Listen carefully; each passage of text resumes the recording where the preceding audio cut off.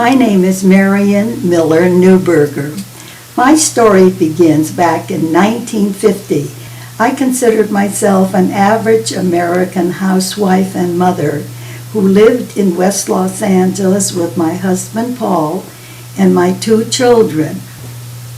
One day I picked up the mail and I found an invitation for the Los Angeles Committee for the Protection of Foreign-Born. And I asked my husband, "Have you ever heard about this?" And he read the letter and turned around to me and he said, "Marion, I think this is real communist propaganda." When I phoned the FBI, I told them about the letter, and immediately they seemed very interested. And they said, "Marion, may we come out to see you?" I said, "Of course." So when he came out, and he was tall and very good looking, I could hardly resist him. And he said, "Well, what we'd like you to do is to go and listen to what is being said at the meeting, and if you can, to take notes or try to remember everything you can." I said, "How can I do that?" I said, "I can't even play poker without people knowing I have an ace in my hand. How can I be able to disguise myself?" He said, "Well, I suggest you take your knitting with you, a bag with knitting, and just knit and purl until, the meeting is over." And so I did. With great trepidation, I went down to the meeting that Sunday afternoon.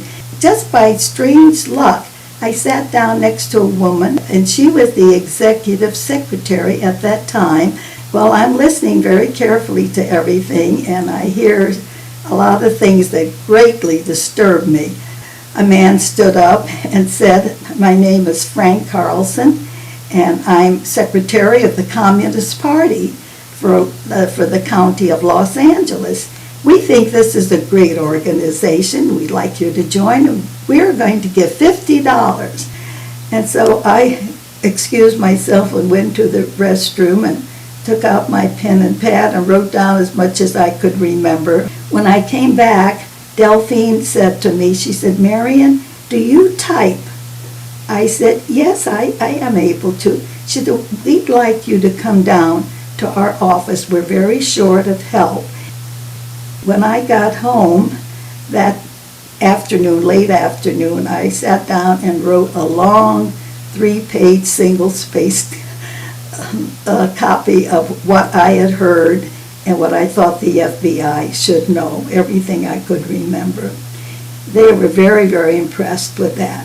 And I said, "They've asked me to come down to do volunteer work in their office." Well, the FBI was just delighted. They said, "It would be of great service to us if you could do this."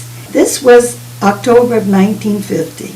President Truman had just sent our troops overseas to protect South Korea. So I thought just because I was a woman, I had no right to refuse if I could do something to stop communism at home. I started going down regularly and working in the office, and I was able to get information for the FBI. After 2 years, one of the functionaries came over to our house, and he said, "We want you to join the Communist Party." Well, the communists thought that I was dedicated, and they liked what I was doing, and so everything went along fine. One day I get a call from Washington, and the man identified himself as an attorney from the Department of Justice, specifically before the Subversive Activities Control Board. He said, "We are ready now to hear your testimony." So I did go to Washington. Then I wrote a book, and the book called "I Was a Spy" in 1961.